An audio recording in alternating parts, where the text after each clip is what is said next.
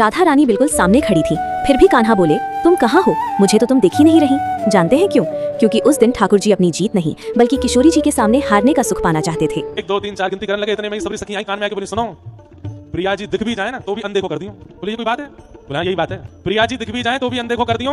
कैसे करके अभी भी प्रिया जी ही जीतनी चाहिए, तुम मत जीती हो, नहीं तो देख लियो वंशी चली जाएगी तुम्हारी। और वंशी तो बहानो है, ठाकुर जी को इतनी प्रिय थोड़ी है, प्रिया जी से प्रिय थोड़ी है। 1 2 3 4 10 तक गिनती गिनी, प्रिया जी एक पहाड़ी के ऊपर एक वृक्ष के पीछे जाके छुपी, ज्यादा दूर नहीं गई। उनके भी मन में है कि श्याम सुंदर को ज्यादा श्रमित नहीं होना पड़े, मुंह को नेक में ढूंढ ले। ठाकुर जी जैसी गिनती करके निकले हैं तो जहां प्रिया जी दुबकी हैं वहीं ठाकुर जी जा रहे हैं। तो जैसे ही जान लगे तो प्रिया जी को जो घेरदार लहंगा है, प्रिया जी की जो ओढ़नी है, वो वृक्ष के एक किनारे से दिखाई देगी ठाकुर जी को। जैसे ही दिखी ठाकुर जी को, सोई ठाकुर जी ने अपनी दिशा बदल ली, बोली यहाँ प्रिया जी कहीं आना जानो। अरे श्यामाजू तुम कहाँ चली गई? अरे प्रिया जू कहाँ चली गई? मैं तो थक गए हो, मिली नहीं। तो प्रिया जी को लगी कि बेचारे बहुत थके हैं, मैंने एक और बाहर आ जाऊं तो इनको दिख जाऊंगी। प्रिया जी वृक्ष की ओर से आगे निकल आई और जहां श्याम सुंदर घूम रहे हैं वहीं सामने जाकर के एक हल्की सी आड़ लेकर के वहां खड़ी, मतलब एक सामान्य बालक को भी दिख सके ऐसी छुपी है। लेकिन ठाकुर जी ने जैसी देखी, अरे ये तो वहां यहाँ आ गई, जैसे देखी सोई घूम गए। अरे प्रिया जी तुम कहाँ चली गई? मुझको तो मिल ही नहीं रही। अरे भैया यहाँ खेल में तो निपुण आप ही हो, मैं तो हार मानना हूं अपनी। प्रिया जी बोली, छोटा सा बालक ढूंढ लेता हूं यहाँ पे, इनको यहाँ ना दिखी मैं।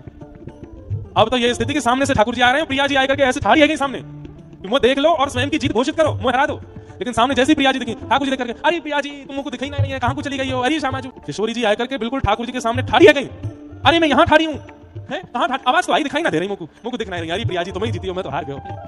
कितनी अद्भुत है ठाकुर जी की ये लीला, जहाँ प्रेम के लिए वे खुद हार मान लेते हैं ताकि उनकी प्रिया जी जीत सकें। ये कहानी याद दिलाती है कि सच्चे प्रेम में हारना भी अपने आप में एक जीत है।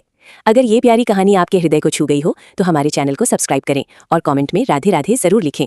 इसे अपनों के साथ शेयर करना ना भूलें।